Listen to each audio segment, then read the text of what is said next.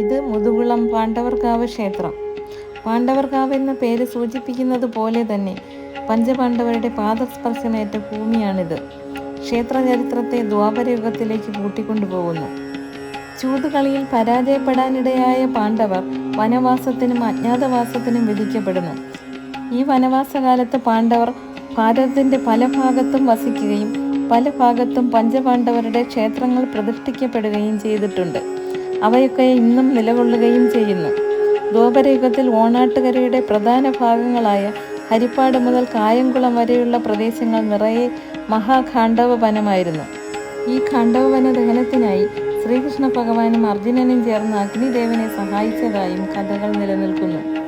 പാണ്ഡവ മാതാവായ കുന്തിദേവിയെ കുറച്ചു നാളത്തേക്ക് വസിപ്പിക്കുവാനുള്ള ഇടം തേടി ഖാണ്ഡവവനത്തിലൂടെ നടക്കുന്ന ഭീമസേനൻ മുതുകുളത്തെത്തുകയും അവിടെയുള്ള ഒരു കുശവ കുടിലിനു മുന്നിലെത്തി തൻ്റെ ആവശ്യം അറിയിക്കുകയും ചെയ്തു. അക്കാലത്ത് ഗുണമേന്മയുള്ള കളിമണ്ണ് ധാരാളം ഉള്ള ദേശമാണ് മുതുകുളം. ഇവിടെ കുശവ കുടിലിൽ ഒന്നിൽ ദേവിയെ താമസിപ്പിക്കാനുള്ള ഇടം കണ്ടെത്തുകയും ചുറ്റുമുള്ള 5 കാവുകളിൽ പാണ്ഡവർ താമസം ഉറപ്പിക്കുകയും ചെയ്തു.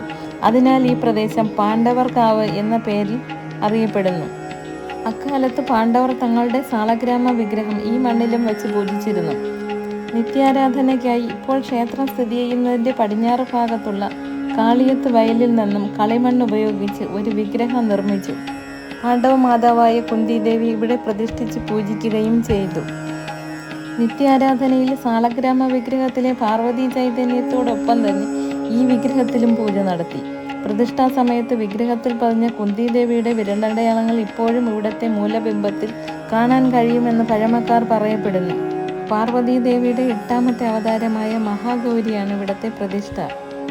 ഖാണ്ഡവനത്തിൽ അന്ന് യഥേഷ്ടം ലഭിച്ചിരുന്ന കദളിപ്പഴമാണ് കുന്തിദേവി ആദ്യമായി നിവേദിച്ചത്.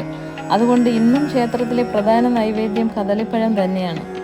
കുംഭമാസത്തിലെ പൂയത്തിന് കൊടിയേറി 10 ദിവസത്തെ ഉത്സവമാണ് ഇവിടെ നടക്കുന്നത്. കാർത്തിക നാളും വളരെ പ്രാധാന്യത്തോടെ പൂജകൾ നടത്താറുണ്ട്.